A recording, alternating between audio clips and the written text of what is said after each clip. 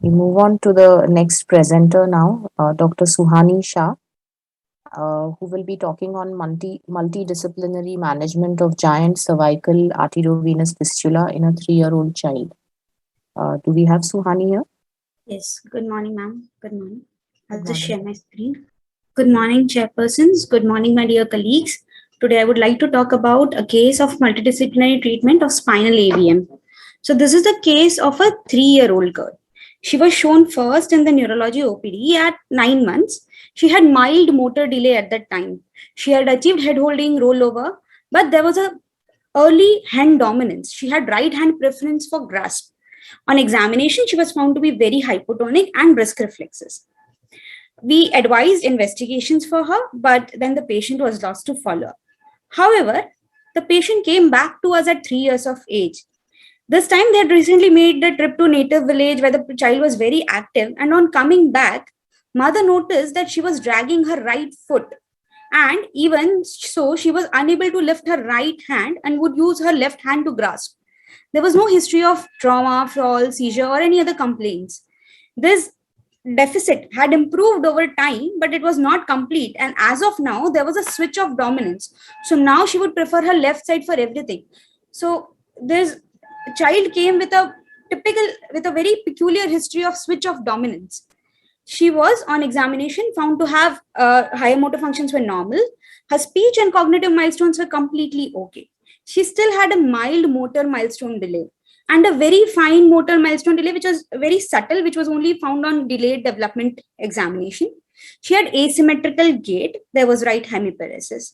Cranial nerves were normal. She had marked hypotonia. Her power in right upper limb was 4 by 5, right lower limb was 3 by 5. Left upper limb was 5 by 5 and left lower limb was 4 by 5.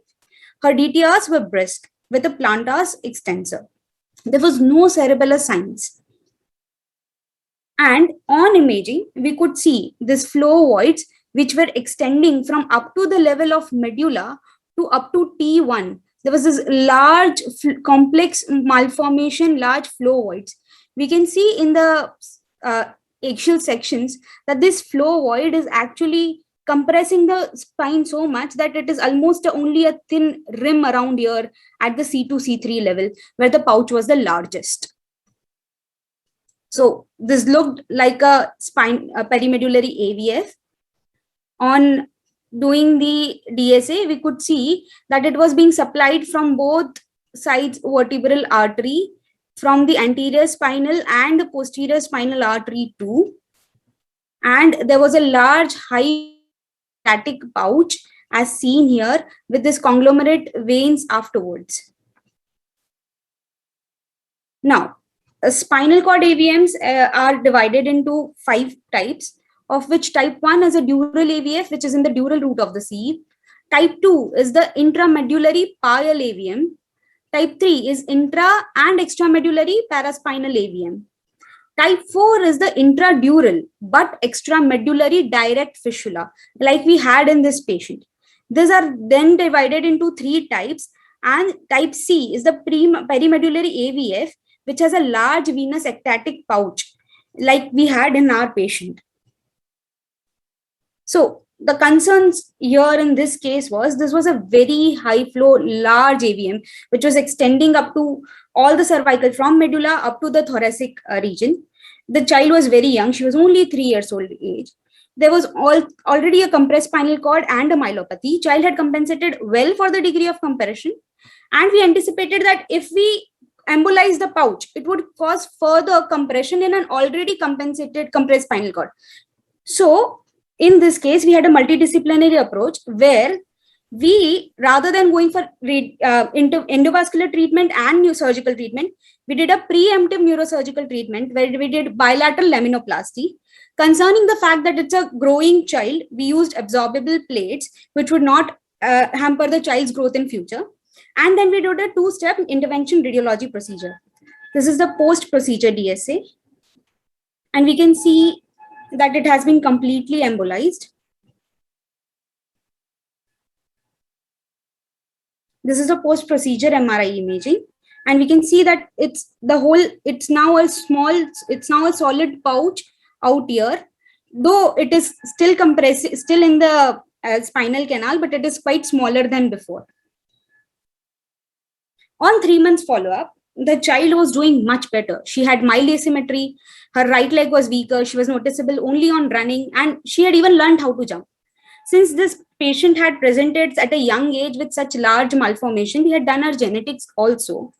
And she came out to be positive for an AC mutation in ACVLR1 gene, which causes hereditary hemorrhagic telangiectasia or Osler-Weber-Rendu disease.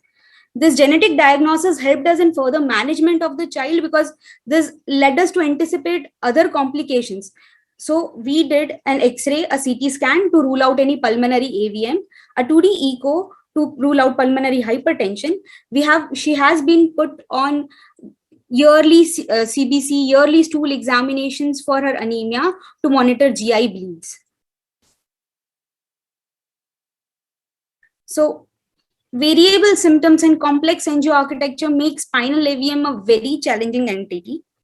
The proper management starts with the neurological examination and understanding of the angioarchitecture.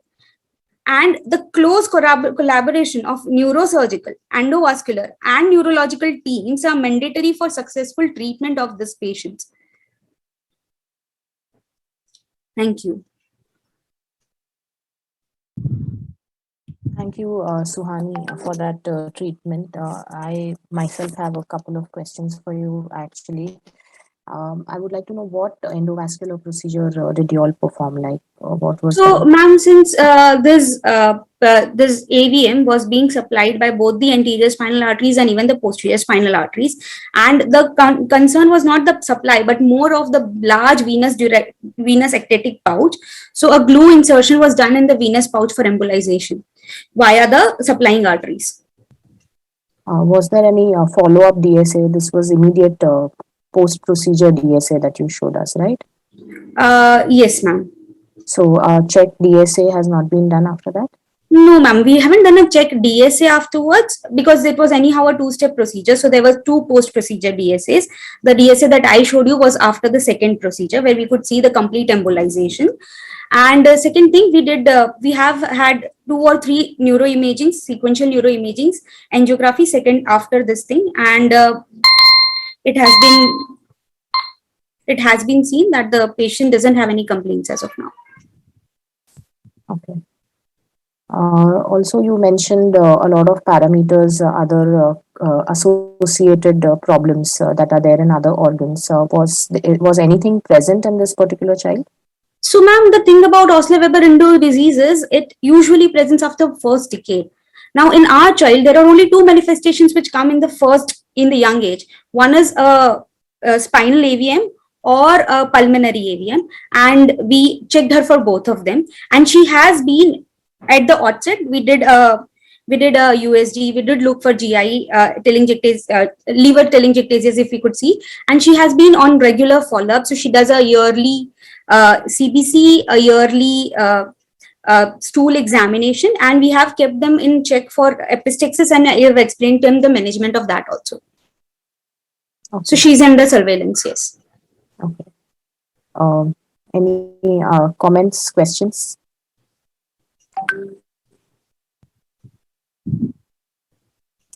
Dr. Abhay Kumar? No, I'm okay, Siddha. Okay. Dr. Ben? Oh, it's just very complex case and an example of a multidisciplinary approach, which is it's great to have a team that can work together on a case like this. Congratulations on that. Thank you. Yes.